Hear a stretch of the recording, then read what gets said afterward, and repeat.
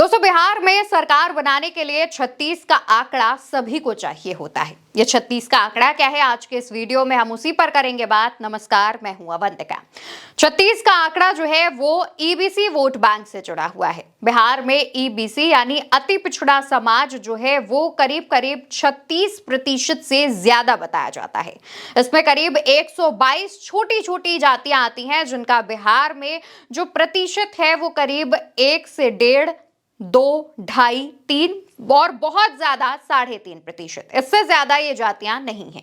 यानी कि ये जो छोटी छोटी जातियां हैं वो मिलकर 122 के आसपास आती हैं और इनका जो आंकड़ा है वो 36% के आसपास पहुंचता है। ये 36% मिलकर कई सीटों पर प्रभाव डाल सकते हैं। बिहार की 243 सीटों में जो 40 सीटें हैं वो आरक्षित हैं एससी और एसटी के लिए। इसमें शेड्यूल्ड ट्राइब्स के लिए 2 सीटें आरक्षित हैं और 38 सीटें शेड्यूल्ड कास्ट के लिए आरक्षित हैं। ऐसे में माना जा रहा है कि इस बार जो भी इस 36% के इर्द गिर्द आएगा और इस 36% को अपने पाले में ले आएगा, उसकी जीत सुनिश्चित है। पिछले कई विधानसभा चुनावों पर अगर हम नजर डालेंगे तो इस दौरान आरजेडी से जो सबसे बड़ी गलती हुई थी वो ये था कि अति पिछड़ा समाज को उसने बहुत लाइटली लिया था। एमवाई के समीकरण पर बहुत ज्यादा ध्यान दिया था, जिसकी वजह से आरजेडी सत्ता तक पहुंचने से थोड़ी पीछे रह गई थी। इसके बाद माना जा रहा है कि इस बार महागठबंधन ने इस अति पिछड़ा वोट बैंक को इकट्ठा करने के लिए, इस 36 के आंकड़े को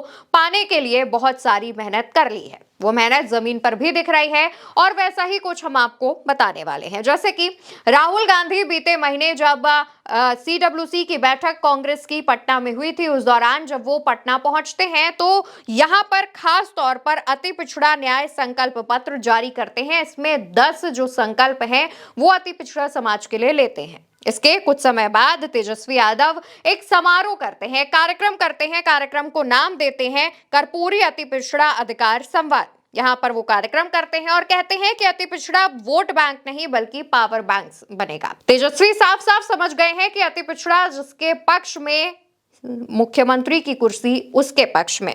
और तेजस्वी ने अभी कुछ दिनों पहले इस महीने की शुरुआत में ही एक कार्यक्रम किया, अंबेडकर दलित आदिवासी अधिकार संवाद कार्यक्रम। यानी कि तेजस्वी और राहुल महागठबंधन जो है वो अति पिछड़ा समाज को एकजुट करने के लिए अब बहुत ज्यादा जो काम है वो कर रहा है और अपने पाले में लाने के लिए भी जो कोशिशें हैं वो कर रहा है। नीतीश कुमार को की अगर हम बात करें तो नीतीश कुमार कुर्मी जाति से आते हैं और वो कुर्मी, कोयरी और बाकी की जो अति पिछड़ा समाज है उसकी ही राजनीति करते हैं और इसी वजह से पिछले 20 सालों से मुख्यमंत्री की कुर्सी पर काबिज है। लेकिन नीतीश कुमार की मौजूदा समय में स्थिति क्या है वो हमें आपको बताने की जरूरत नहीं है। नीतीश कुमार की उम्र को लेकर, उनके स्वास्थ्य को लेकर तमाम सवाल उठ रहे हैं। नीतीश कुमार का जो वोट बैंक है वो भी नीतीश कुमार से पिछड़ता जा रहा है, नीतीश कुमार की तरफ से शिफ्ट होता जा रहा है। और अगर इस वोट बैंक पर इस वक्त महागठबंधन अपना जादू चला ले जाता है तो आने वाले चुनावों में उसको फायदा मिल सकता है। हालांकि यहां पर महागठबंधन के लिए जो स्थिति है वो काफी साफ नहीं होने वाली है, क्योंकि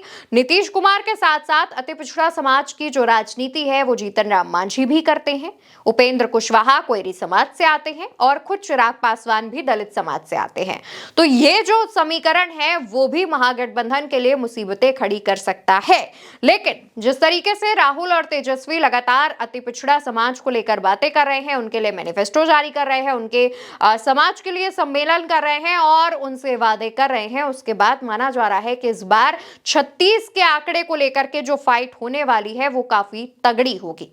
और जो तमाम राजनीतिक पत्रकार हैं जो बिहार को काफी करीब से कवर कर रहे हैं, उन्होंने साफ तौर पर यह कह दिया है कि इस बार कोई निर्णायक साबित होगा तो ना ही वो ब्राह्मण होंगे, ना ही वो भूमिहार होंगे, ना ही वो यादव होंगे, वो होंगे तो अति पिछड़ा समाज के लोग। क्योंकि इस बार जो राजनीति होगी बिहार में, इस बार जो चुनाव होंगे बिहार में, उसका सारा फोकस अति पिछड़ा समाज के लोगों पर रहेगा। देखने वाली बात यह होगी कि ये 36% का ईबीसी का जो आंकड़ा है वो किसके पक्ष में जाता है, किसको जीत मिलती है, किसको हार मिलती है। फिलहाल के लिए हमारे साथ इस खबर में इतना ही। खबर आप उल्टा चश्मा यूसी पर देख रहे हैं। चैनल को याद से सब्सक्राइब कीजिएगा। नमस्कार।